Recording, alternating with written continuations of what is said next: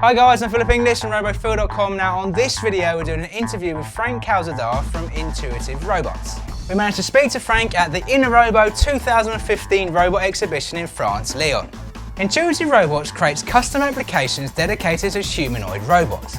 So example, for the home, they can produce and adapt applications for education and entertainment activities. For professional users, they can give a robot the spark of life. So from a robot guided in stores, working in hotels, quizzing at museums, to entertaining at an event. Right, hi guys, Philip English again. So obviously we're at the InnoRobo, speaking to lots of different peoples. Here we got another sort of company that deals with the now. So I'm going to get the gentleman here to introduce himself and telling me a little bit more about the company. Hi, my name is Frank Calzada and I am the founder and CEO of Intuitive Robots. And our mission is to give a spark of life to the robot. There are a lot of robots like Nao, like Paper Robot, other kind of robot. And the question is, what can we do with them? What do we do with them in order to help us every day? For every daily life purpose, for the kids, for the elder people, for instance. Also in stores, in museums, in hotels. How can we take advantage of those robots? And we concentrate our energy on creating applications on the brain of the robot. Okay, so as you're saying, so your sort of more focus was actually like taking the robot product, but actually making it a useful tool for schools, for education, for the corporate world. So actually making it useful, and the way you do that is through your applications. So what sort of applications do you make and produce? Yeah. For instance, for the kids, we have an application where now is able to write on a little board, okay. And also is able to read what the human is going to write on the board. Wow, so okay. It's a simple application about mathematics. Basically now is going to pick some numbers and to write an operation, for instance, 3 multiplied by 4. And then after, the kid has to write the answer beside the equal sign. And so it's a very interesting game because some kids have some visual memory. So it's nice to see how now he's writing and so the communication is visual.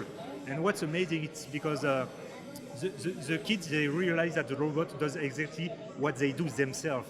Take a pen, write on a board, and they have a lot of fun. And so they learn by playing. So it's another way to learn, like they could do with a tablet, with a smartphone, or with a PC. Now it's another human-machine interface that they can play with. Okay. So this is for the kids, for instance.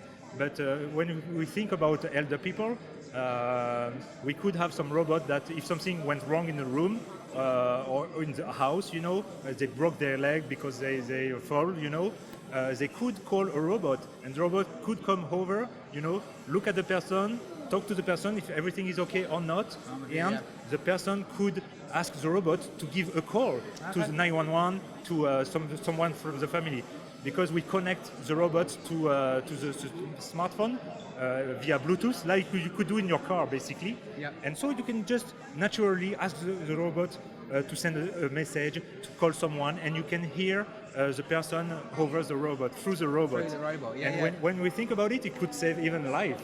Well, this is it. So like you said, I mean, like it's sort of making the robots more like we see like in the movies, where they're actually doing stuff for us. You know, as you're saying, an example with like the math game, the robot can see what the robot's doing, and then they can physically do it at the same time. And again, if someone's fallen over, then the actual robot can, again, like save lives really. So yes. So like your company obviously works with these types of robots, builds the applications.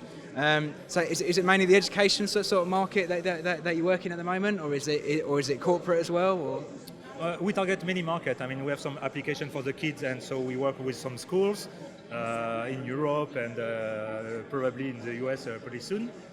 So we have many markets. For elder people, we work with a university and with companies that work with old people and so on. Okay. And so we have different markets. When you think about it, it's limitless actually, the number of use cases, and well, the limit is the size of the robot, basically, sure. Yeah. But in terms of use cases and usage, and we have a lot of application. I have one in my mind, for instance. I have a kid who is 2-year-old, and he was having his nap, in his room. And one day I was working, in the living room, far from the room, and he was crying. I didn't hear him for a few minutes, you know. Right, okay, and yeah. so if I could have a smartwatch, Yeah. you know, I could get the video stream from the robot if the robot is in the room with my boy. And I could see what happened if he stuff animal, you know, he throw it over the bed, or just maybe because he's crying because something went wrong, whatever. I could see through the robot, you know, what's happening. I could send some message like Papa is coming, don't worry. I could also trigger some animation, some stories, you know, and it doesn't replace me as a role of a father, but it could help me actually to extend it out. Yes. Yeah, what is it? So like using like the telepresence side like of the robot.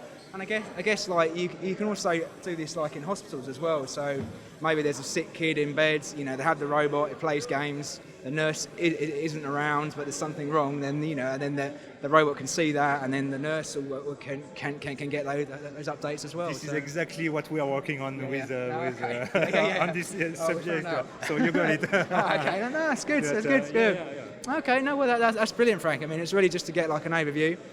So like what we do, guys, I'll put Frank's details on the website of some of the work that he's doing, and thank you very much. You're welcome. Thank you. Brilliant, thanks guys, I hope you enjoyed the overview, and I want to say a big thank you to Frank Calzada from Intuitive Robots for his time and the interview. If you want to learn more about Intuitive Robots, I've put in links below for your review. Now if you like this interview and want to see even more robot news, reviews and tutorials, then please hit the subscribe button to keep up to date with the latest videos that come out. If you have any questions or want to see a product review of a particular robot, then please write me a message in the comment section and I'll see what I can do. Thanks guys, looking forward to see you next time.